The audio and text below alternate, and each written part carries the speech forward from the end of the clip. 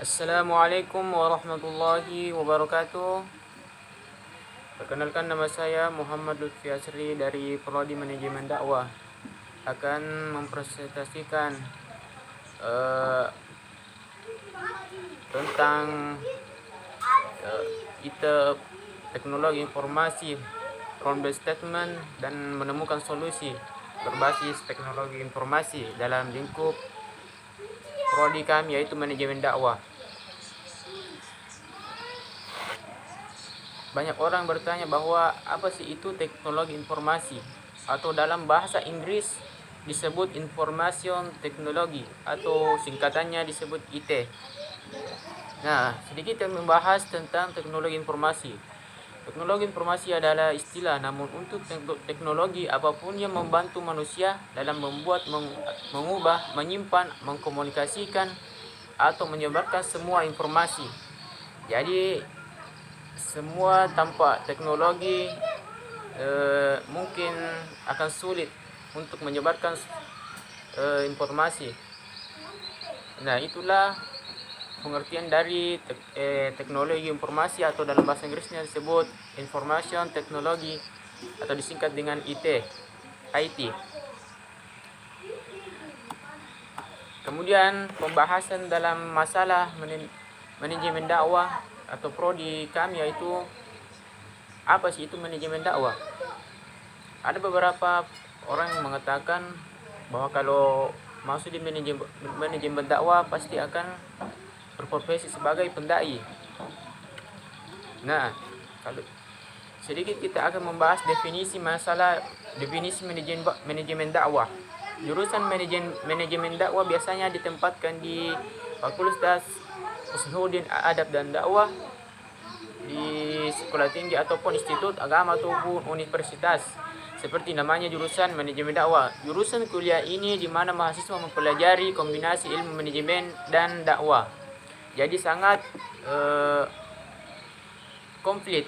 Ada masalah-masalah dunia dan akhirat. Kemudian setelah membahas definisi tentang manajemen dakwah, ada rumusan masalah atau problem statement dalam lingkup manajemen dakwah yang kami temukan. Namun kita terlebih dahulu membahas tentang rumusan masalah. Apakah rumusan masalah itu, atau disebut dengan problem statement? Rumusan masalah adalah fokus dari perhatian peneliti dalam menjalankan proses penelitiannya.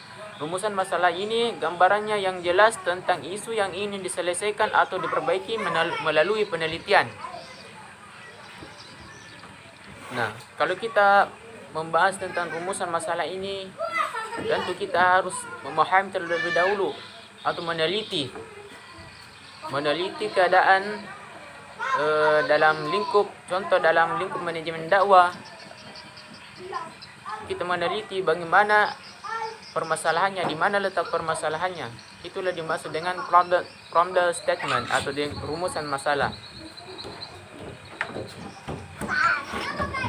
Kemudian selanjutnya, apa saja masalah dalam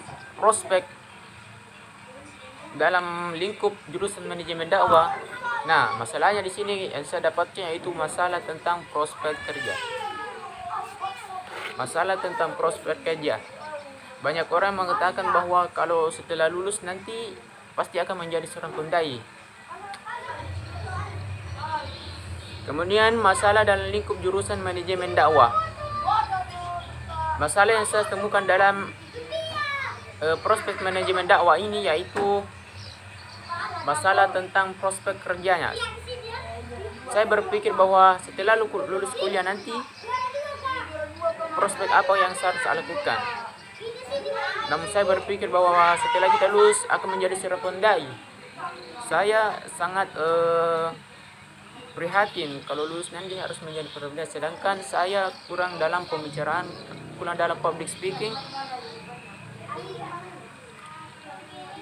Ya, itulah tentang masalah yang saya temukan dalam lingkup atau problem statement dalam lingkup manajemen dakwah ini.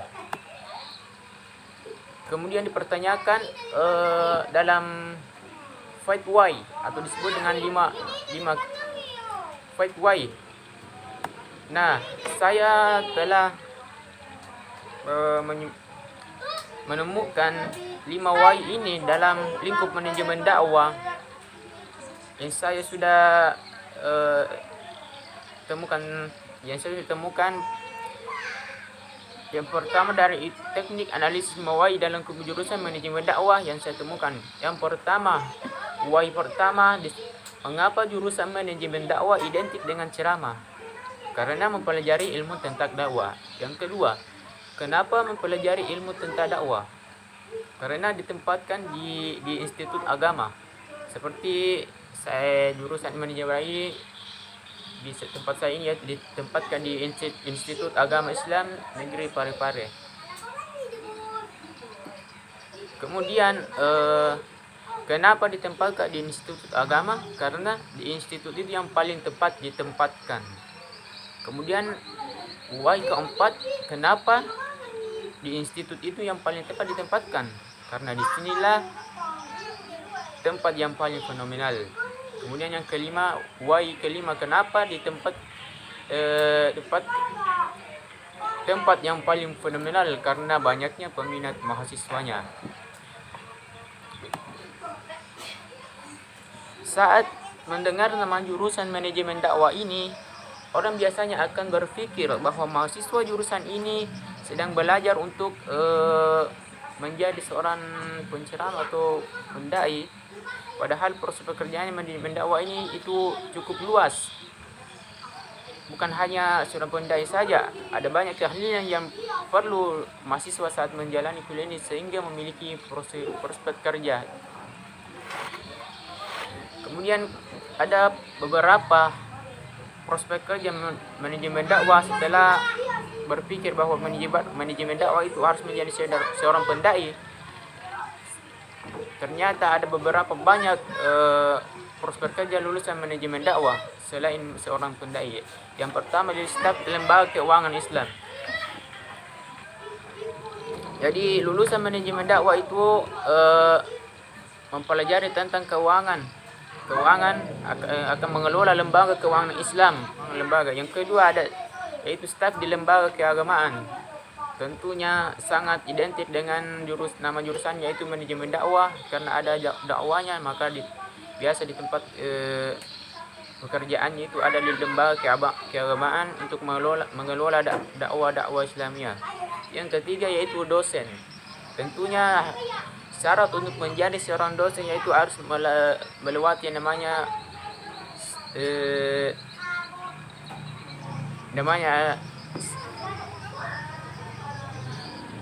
pasca sarjana. Jadi lulusan pasca sarjana manajemen dakwah bisa juga menjadi seorang dosen. Yang keempat yaitu pengelolaan organisasi Islam. Tentunya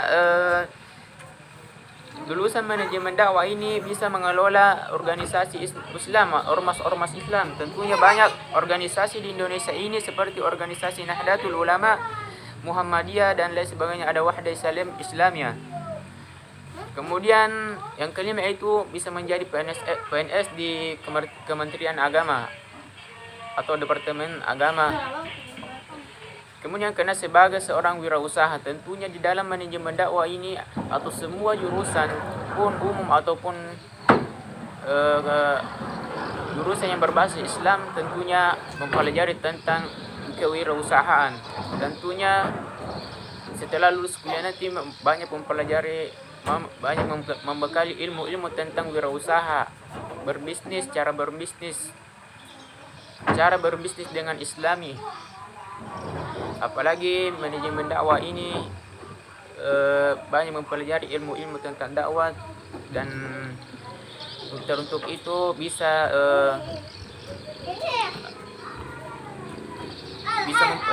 mengamalkan dalam berbisnis. Kemudian yang ketujuh yaitu staf di Biro Haji dan Umroh. Tentunya dalam beberapa mata kuliah dalam manajemen dakwah ini mempelajari tentang manasik haji dan umroh. Maka dari itu setelah lulus bisa ditempatkan staf di Biro Haji dan Umroh di perusahaan Biro Haji dan Umroh tersebut, dan Tentunya kalau kita kerja di staf biro haji dan umroh, pasti cukup banyak amalan, cukup banyak pahala yang kita dapatkan. Staf di biro haji dan umroh ini memang cukup baik bagi lulusan manajemen dakwah, karena ada beberapa mata kuliah yang mempelajari tentang manasik haji dan umroh. Mungkin itu dari sekian presentasi dari saya dalam apa yang diberikan oleh dosen untuk mempresentasikan masalah tentang teknologi informasi, atau dalam bahasa Inggrisnya disebut dengan information technology, atau singkatan disebut IT. Di sini kita membahas tentang problem statement dan menemukan solusi berbasis teknologi informasi. Mungkin cukup sekian dari saya. Mohon maaf bila ada kekurangan dan kesalahan, mohon dimaafkan. Sekian dan terima kasih. Wassalamualaikum warahmatullahi wabarakatuh.